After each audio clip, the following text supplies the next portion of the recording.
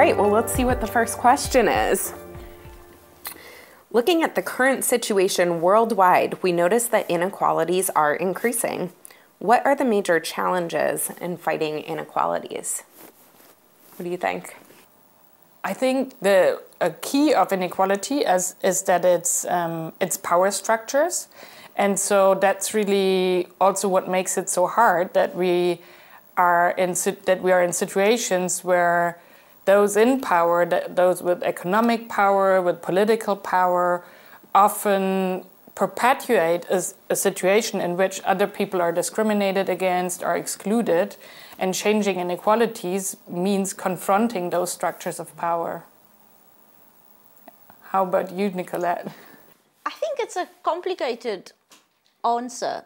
Even though inequality is increasing, I think we're also making progress. If we go back, and I think when we're trying to address inequality, we have to think about it in decades, not in 2 or 5 year cycles. If we want to shift systems of power, we can't be too hard on ourselves and say after 2 years or after 5 years, oh, we haven't made progress, because today's win is tomorrow's failure. I mean, we've seen that with abortion rights in the US. So today's failure can be tomorrow's win, for example. And so I think that the fact that inequality is increasing now is, I think COVID has brought that out for us. COVID, we've got conflict, we've got climate disasters, and that's all exacerbated and really brought to the fore just how bad inequality is at the moment. Particularly, and for me, I think the issue of gender inequality and racial inequality, the way that's come to the fore in the last few years is quite stark. But if I go back 30 or 40 years, I think we have made progress in terms of gender, in terms of race, but we're not there yet, and we have to be vigilant and keep trying. Well, I agree with what you've both said. I think 2 other things coming to mind for me that are both challenging and part of the solution are we have to live in the nuance more, and we have to look at who's telling the narrative. Who's saying that inequality is increasing, and how are they telling that story of what it actually looks like for inequality to be increasing? So, one thing I'm thinking about in our work in Indonesia, there was actually this bill that was going to eliminate sexual violence for women, create, punitive consequences. And one of the issues is that they wrote into the legislation a clause that women with disabilities, with intellectual disabilities or psychosocial disabilities, could be sterilized, forced sterilization without their permission. And so when you look at this question of inequality, is the bill telling the right story, or are we erasing the perspectives of women with disabilities? And ultimately, there was some really good joint advocacy between the disability rights movement and women's rights movements where that part got out of the bill. So that's a win, but who is telling that narrative of what this looks like? And then in terms of living in the nuance, we don't look at intersections nearly as much as we ought to, and we're not hearing stories from folks representing the most marginalized intersectional identities in mainstream media, and we need to. So, how can philanthropy help with reducing inequalities? What are important perspectives and approaches? One thing that I think of that I just want to put over here to start is I'd love to see a world where philanthropy doesn't have to exist. I would love to work ourselves out of our missions, but we also have to exist in the reality. So in the current manifestation of the philanthropic sector, I mean, we have to work on inequalities. And to me, the most important piece of that is really letting communities lead on solutions. Philanthropy just takes such a top-down approach. I think especially when you look at traditional foundations that have been around for over 100 years now, when you look at who gets to work in foundations and who gets to set funding priorities and design strategies and design the application and decide, to your earlier point, that change has to be measured in the 1-year grant cycle, none of that is going to help solve inequalities. But if we shift the power to those who are actually in community on the ground, we're going to see stronger solutions, less red tape, and just more effective ways of working together. What do you think? or I would say that there are three dimensions. So one of them is who we work with. So that's movements, like you said, that it's those who have been marginalized before. Then there is a level of sort of how we work. So the trust is a really important issue that has been mentioned very often. Participatory funding is a new way to go in which we involve the communities. For philanthropy, from my side, would be not only to look at the not only to look at the funding, but also on the other resources we have and where are we situated in the power structures we earlier mentioned, and that you also mentioned with your plea to, make ourselves superficial at some point. And I think that's really sort of three dimensions of our work and we have to do all of them when we're working in the field of inequality. I think only funding projects that tackle inequality won't be enough. It would show that we're not walking the talk, because part of walking the talk is to recognize how we are situated in those power structures we are up against and our partners are up against. I definitely agree with what both of you are saying, and I'd probably take it further. I think philanthropy has to be the supporting act, not the main act. And we have to decenter ourselves completely. So when we're framing the question as philanthropy is going to solve inequality, no.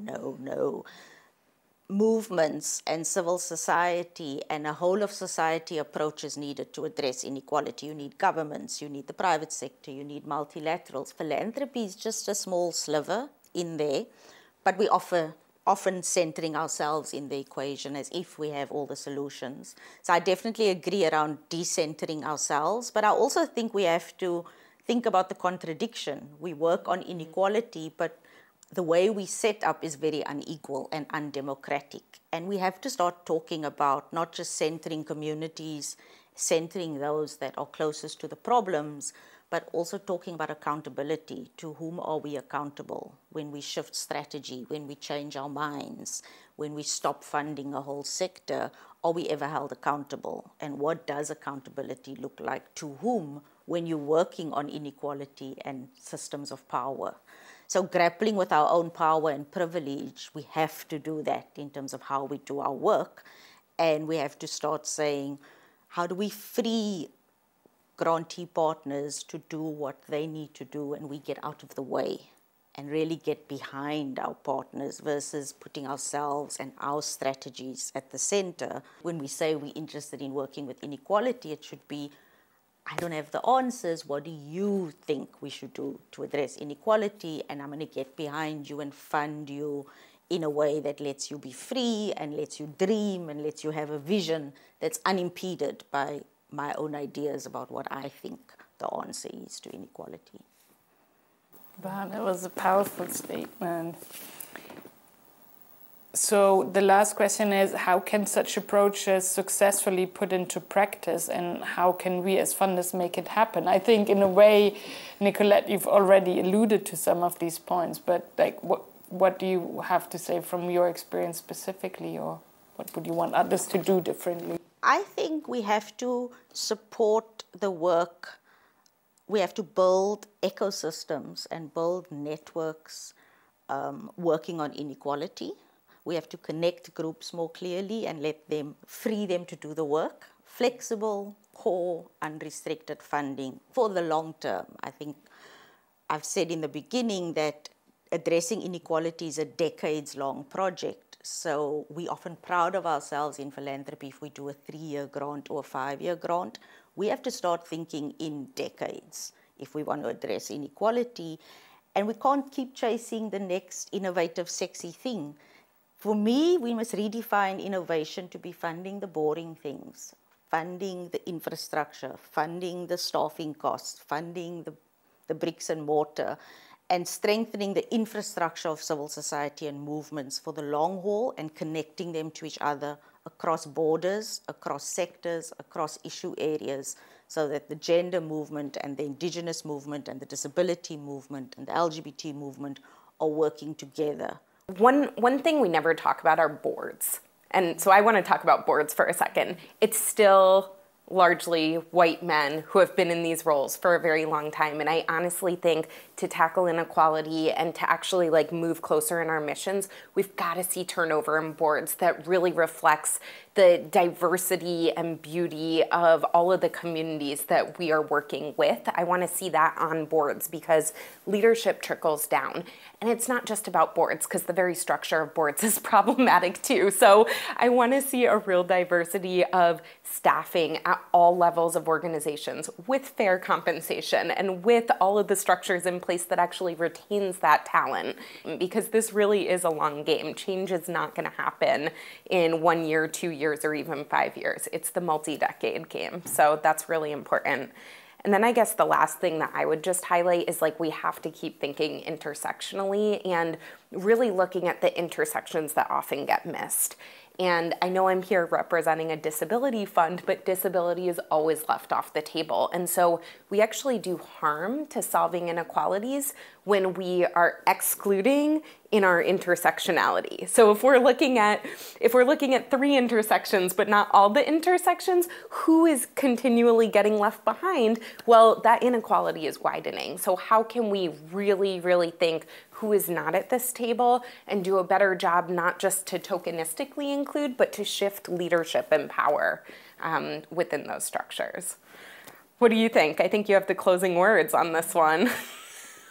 Again, I can only echo the excellent statements that both of you made, and I really also like the honesty that you all brought to the table. And I think for us as a foundation, it really, as someone who came new into the field of inequalities, I think one thing we've learned is that it's a step-by-step approach, and it's the direction you're taking is what matters, and that you can, by saying, okay, we allow for, or we actually encourage our partners to do intersectional work and not ask them to fit in either or, sort of the drawers of our own strategy, I think for us has been very rewarding, and not only for us, but from the grantees, where we got this reflection, okay, finally we're not reduced to this one part of our story, but we can tell our whole story as from a place of abundance.